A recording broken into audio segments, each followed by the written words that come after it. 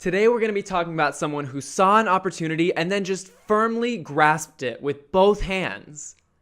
No, Jared, ew, I'm not talking about the Firefest guy. I'm talking about PewDiePie. And I got to his office fully prepared to suck his Hello, my fellow internet explorers. My name is Mason, and welcome back to the World Wide Web. First things first, I went back and watched a few of my old videos, and I realized that I was like uncomfortably zoomed in. Like you could see way too much of this and not enough of this down here. So I did the really difficult step of zooming my camera out a little bit. So you definitely can see a bit more of the background now. You know, there might be some white space at the bottom. But anyway, today we're gonna be talking about PewDiePie, the godfather of YouTube, the legend himself, the #1 most subscribed to person on the platform. And I'm gonna be telling you exactly why he's an absolute genius and why he's experienced the growth he has in the past 5 months. First of all, a quick disclaimer. I wanna say in this video, I'm not gonna be offering up any of my own judgments on his content. I know a lot of people have different, perspectives on his content and different ideas of what they think about it. I'm not gonna be saying any of my personal opinions on it. This is just strictly objective and strictly the measures he's taken to regrow his channel again. So back in the olden days of YouTube, PewDiePie was untouchable, completely untouchable. He was the most popular person on the platform. He was growing exponentially. He had passed everyone in subs by just a ton.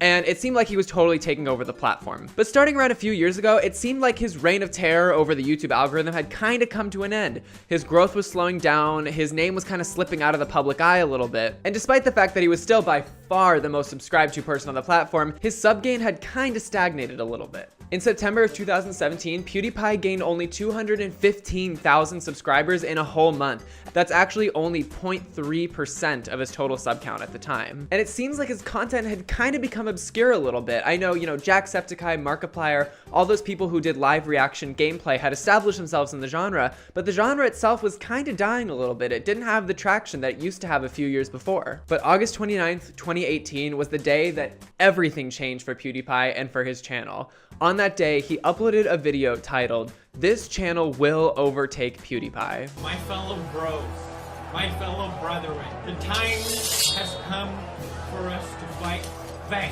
This video galvanized PewDiePie's fans like nothing had before. Suddenly, this innocuous company that produced, I think, Indian music videos was the ultimate enemy, and if you were a true bro, you had to fight against this ultimate evil. Here's just a few comments posted on the day of this video's release. Bro Army versus all of India. No, you still the biggest channel and we must fight back. Don't let T-Series beat you. The reaction to this video was like nothing his channel had seen before. Fans were lining up around the block to fight against the evil T-Series and protect YouTube's golden boy from the evils of the #2 sub spot. Okay, you guys gotta get ready because I'm about to throw a big number at you and I want you guys to be prepared for this. So in just the few months since this video was posted at the end of August, PewDiePie's channel has gained, wait for it, moment of reverence, has gained 17 million subscribers. That is Shane Dawson's entire career in 5 months. That is crazy. This includes a day where he gained 550K in 1 day. My channel will never reach 550K. Like, are you kidding me? He got that amount in 1 day? How? So I'm gonna throw out a theory and you guys gotta hear me out on this one. Like, I know it sounds crazy, but you gotta hear me out. I don't think that PewDiePie actually cares about losing the #1 spot. I know, sue me, but I really don't think he cares that much. I think what he really saw with T-Series was an opportunity that basically just fell into his lap of a way to re-energize his channel without just inciting controversy or saying anti-Semitic things or whatever else he had done that had brought his channel traction in the past few years. I think he found a way to make a giant movement that was positive and that was bringing people together and that was gonna help his channel. And it was especially beneficial that T-Series was a company, so they didn't really even have a platform to fight back. It was basically the independent YouTuber PewDiePie just fighting against this giant mega corporation that everyone suddenly hated. And he was smart to do this. He knew that he could bash this company, he could slander them, he could basically do whatever he wanted and they would never respond. It was totally a one-sided battle. If you create an account in India or the Middle East, you will be automatically subscribed to T-Series. If you guys notice this, please send evidence. And not only did he engage the viewing public, but other YouTubers were also roused by this movement. No, Jared, shut up, not aroused, they were roused. You nasty me. So let me break down how basically these relationships with the other YouTubers worked. So essentially we know that PewDiePie has this giant platform, right? Like he has a bunch of people that are willing to kind of do whatever he wants. So what he did is basically go to a bunch of his like YouTube friends and say, listen, I have this giant platform that I am ready to tell to all go to subscribe to you if you'll promote me. So all these YouTubers basically joined into the battle saying, subscribe to PewDiePie, subscribe to PewDiePie, subscribe to PewDiePie. And in return, PewDiePie shouted them out in his videos, which means they got a giant audience boost as well. So it worked for both sides. It was genius. Everyone who participated won, and there's probably not that many situations like that in business. So this was an amazing thing to have happen for their channels. I would say of all the YouTubers to participate in this, Mr. Beast was probably the one who really got the most spoils from it. I mean, he did basically a bunch of crazy shit to promote PewDiePie's channel to help him in this battle against T-Series, and in return, PewDiePie shouted him out a bunch of times on his channel. Mr. Beast impact. Yeah, it was crazy.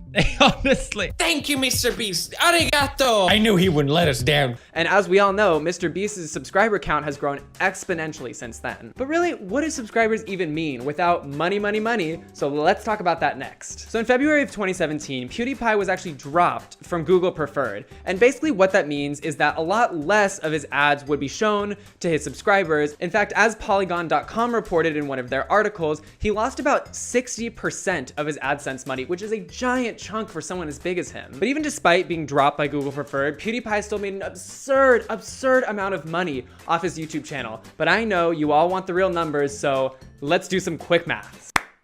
Quick maths. So let's start with ad revenue. According to Forbes, PewDiePie made $10 million in ad revenue in 2016.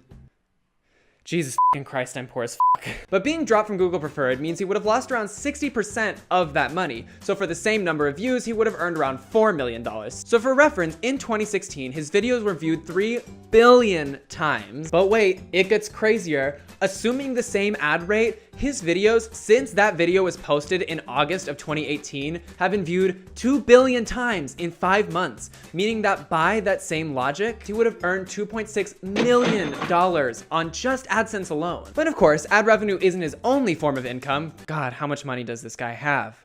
So let's talk about merch. So I scouted around his merch website a little bit, and even from the few items I could actually find, which is not all of them because he's had a bunch of merch that wasn't listed on the same site, even just from the little bit I could find, he's earned another $2.6 million in revenue from his merch. But we're gonna go ahead and split that in half because obviously you have to pay costs for how much it costs to make the merch and, other costs associated with producing, shirts and jackets and whatnot. So, but even cutting that in half, he's made $1.3 million off of merch just in the last 5 months. And his insane growth helped that in more ways than one. Because of his enormous subscriber increase in the last 5 months, he was able to release entire merch campaigns, so shirts, jackets, hats, everything, for each subscriber milestone he hit. So he had 2 enormous campaigns and I think some smaller campaigns as well. And all that contributed to him earning this astronomical amount of money. And brand deals are another form of income for PewDiePie. According to Forbes, he earns around $400,000 just by partnering with one company. Damn, like literally any company hit me up for that amount of money. I don't care. Like I will literally showcase adult diapers for $400,000. I swear to God. But adding on an extra few million for all his brand deals, we can bring his grand total of how much PewDiePie's made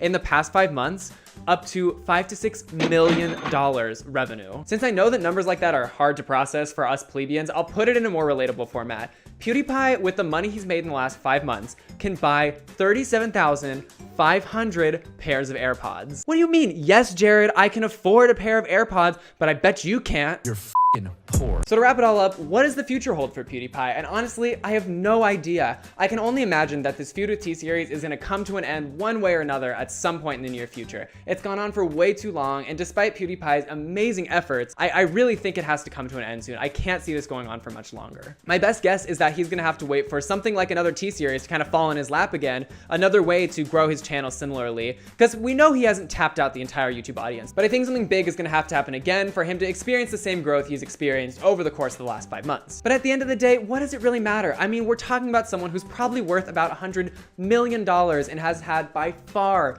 the most successful individual career in the history of YouTube. So honestly, even without this whole T-Series thing, I think PewDiePie would be doing just fine. So guys, that's all I got for you today. I really hope you enjoyed this video. If you did, please give it a big thumbs up. And if you want to join the Internet Explorer family, you can do so by clicking subscribe down below. Best of luck on all your internet adventures across cyberspace, and I will catch you all in the next one. Peace out.